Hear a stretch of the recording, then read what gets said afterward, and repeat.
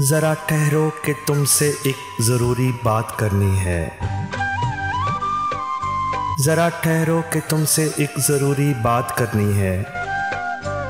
इधर आओ कि रास्ते में खड़े होना हमें अच्छा नहीं लगता। यहाँ बैठो कि बातें तो हम हमेशा तसल्ली से ही करते हैं। हमें ऐसे मत देखो, नहीं तो हम तुम्हारे सामने कुछ कह ना पाएंगे। तो बात इतनी है, चलो छोड़ो, चलो छोड़ो, कभी मौका मिला तो फिर बताएंगे। चलो छोड़ो, कभी मौका मिला तो फिर बताएंगे।